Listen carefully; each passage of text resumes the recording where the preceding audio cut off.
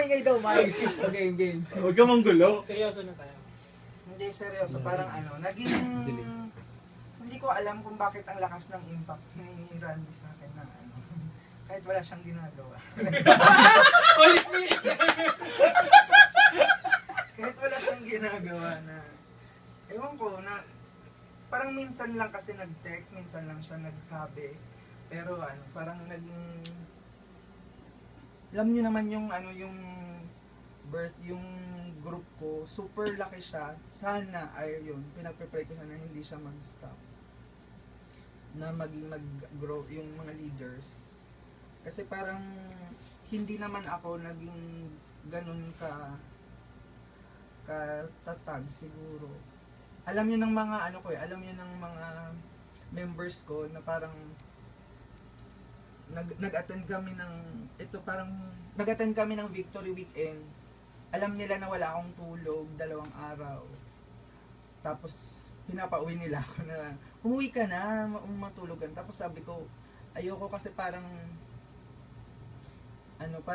nung nag-Victory Weekend ako, yung mga leaders ko andun sila para sumuporta.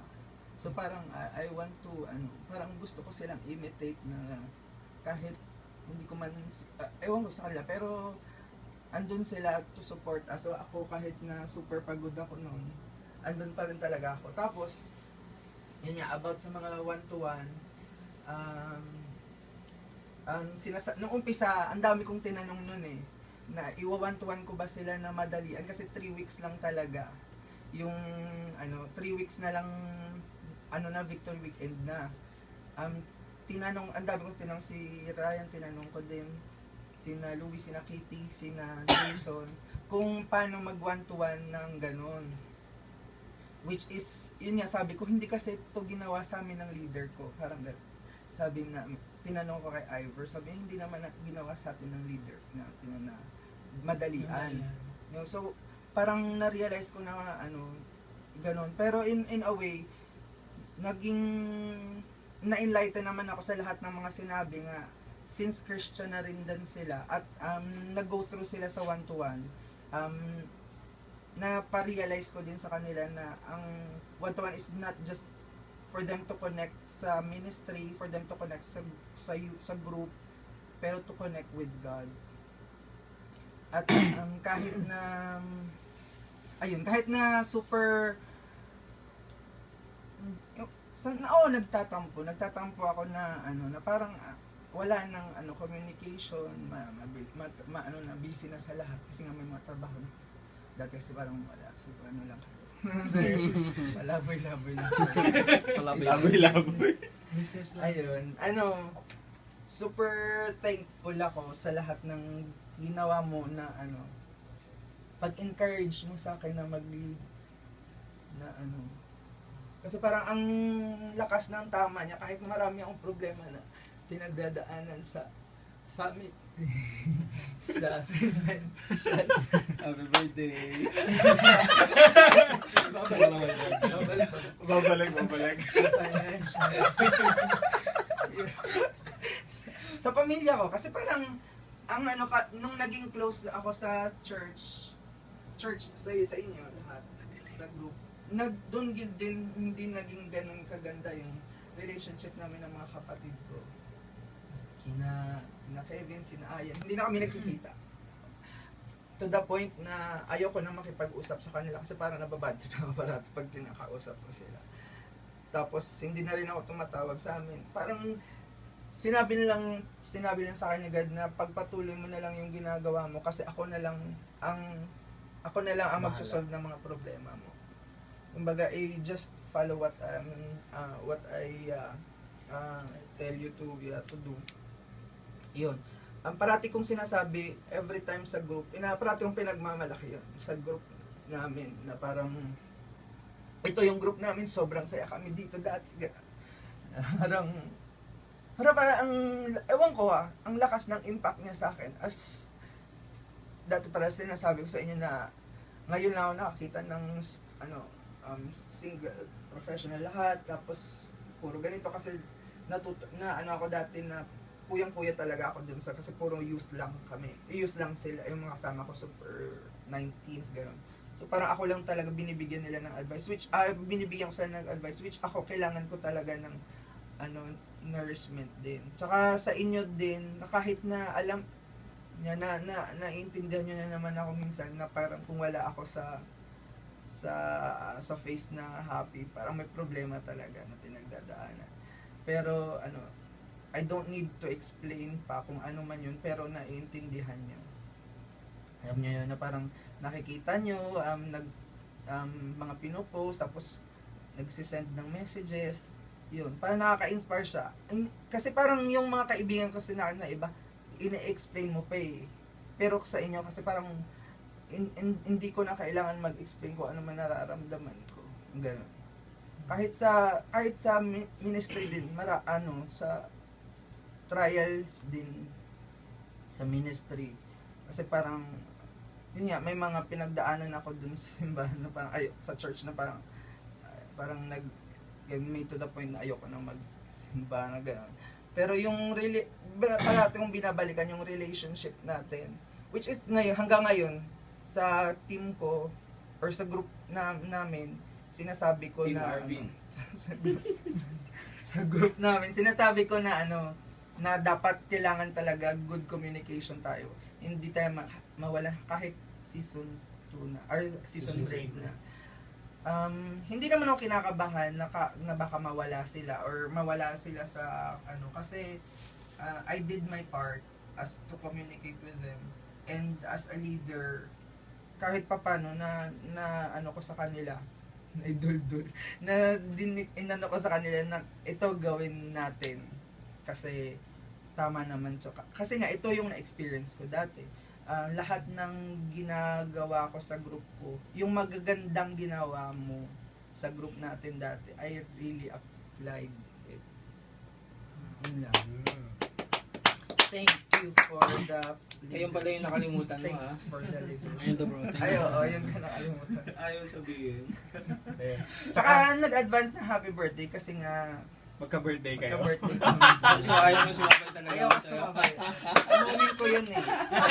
Ang Sabi gawin mo na sa Barbon, burahin mo tong pangalan. Sa Gawin kanya mo mo Arvin. bigay. Bigay mo sa Yun. Tsaka ito yun. Yung Tama-tama, may elasto paint dyan. yung nagkausap din kami ni Arvin. Isa din sa mga burden niya that time is sabi niya, I really wanted to talk to Randy kasi gusto kong magpasalamat dun sa time na binibigay niya sa mga yung effort na pinapakita mo before. Tapos sabi niya, tsaka gusto ko rin siya, parang sabi niya, it's time na rin siguro for me to encourage him to do or to continue kung ano yung ginagawa niya before. Kasi somehow, hindi niya man sabihin directly na, in a word na, ano nangyari sa leader ko, bakit parang nawala, naglahong bigla. Pero ando doon yung concern niya, ando doon yung burden niya na parang gusto niya, siya naman yung maging cause ng encouragement kay Randy in a way. Na, come on bro, we can do it. Parang ganun. So yun talaga yung pinaka-burden ni Arvin ha. Gusto niya uling makita yung leader niya before na ginagawa ulit kung anong ginagawa niya before. Parang ganun. Thank you, Arvin. Kaya pala lagi siyang masungit. Dapat kahapon to eh. Allowed yun. Dapat kagabi to sa after ng Movie. natin. Para naman malaman nila kung gaano kagaling yung leader. Tama. Actually, dapat sa leaders convergence yun. Ang dami audience din. Wala pa. Hindi pala siya kasama. And ito naman si Randy naman.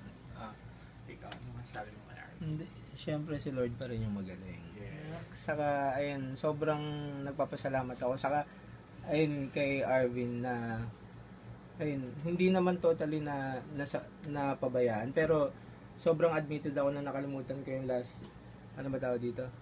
Na, hindi yung Celebration nyo last victory group. Na, ang plano ko talaga, pumunta nun. Tapos, ang nangyari nung kumain tayo sa kanto. Tapos, umuwi na. Ayun, parang, tapos supposed to be, dapat, si Jim daw, aayain ako nun. Na, Wala mo na kumaya. oo nga. Wala ka dyan tao. Pero ang pinaka-plano ko talaga nun, ayun yung pinaka-last day, dun ako a-attend. Na parang di ba sinabihan kita nun na, uy, bakit parang hindi mo ako ini-invite ganito, ganyan. Pero Pwede naman ako nakalimutan mo mag-sit pa, in sa sa group mo, ganito, ganyan. Tapos ayun, isang beses mo lang yata ako tinext nun after kung sinabi sa'yo, tapos tinext mo ako kina Saturday yan. Tapos hindi naman ako nagpunta. Ayun, tapos after nun, ay hindi na nagtitext. Inayos ka na sa group. Oo. Ayun na parang sobrang thankful ako kay Lord kasi eto yung tao. May ano? Ba't wala mag-flash yan? Hindi kaya multitask. Si Arvin kasi yung ano, yung tao dati na ano na sobrang alam mo na kaya niya na mag-lead eh. Pero sobrang hindi ko alam kung takot siya or ayaw niya pang umpisahan. Na parang kung tutuusin, kung hindi mo gagawin yung ano, yung pabayaan siya, pwedeng baka hindi niya gawin eh. Ayun na parang sobrang thankful ako kay Lord kasi pwedeng hindi naman sa pinabayaan, pwedeng inalaw niya yung pagkakataon na yun para yung group na nakikita natin ngayon kay Arvin, mangyari siya. Yes. Ayun, sobrang thankful ako kasi ang laki man ng pagkukulang ko kay Arvin, pero si Lord pa rin yung pumununan eh. Yes. Ayun, sobrang thankful ako. Kasi hindi niya pinapabayaan yung group. Ayun, ayun yung si Mike din, di ba? May group din si Mike na parang May group ka pala, hindi ka. ayun, sobrang hindi natin alam kung ano yung ginagawa ni Lord Nakikinig coach. sa bawat isa. Marami mang mga struggles, marami mang mga pagsubok, pero yung pagsubok na yun hindi siya naging hindrance para hindi lumago yung isang grupo. Na parang hindi parang Paano na kayong parang? oh, Dati ko yung parang. ay actually hindi parang actually. Ayun, sobrang proud ako kay Arvin. Yes. Ayun, dun sa nakikita kong growth ng grupo mo na even wala man ako sa tabi mo, hindi mo man ako nakikita, pero sobrang alam ni Lord kung gaano kasaya yung puso ko every time na nalalaman ko na ay ang galing nagkainan sila sa ganito, may picture na naman sila sa victory group nila, ay may nadagdag na naman sa grupo, na parang si Lord hindi siya tumitigil na mag-move dun sa grupo, na marami pa ring tinatouch na tao, ayun, inilalagay sa grupo na yun. Ayun, natuwa rin ako yung nakausap ko si Jay, na sobrang nagpapasalamat siya kay Arvin kasi iba yung grupo na nagawa, iba yung grupo na establish. Ayun, na parang yung spiritual growth nandun daw, yung friendship nandun din, na parang kung tutuusin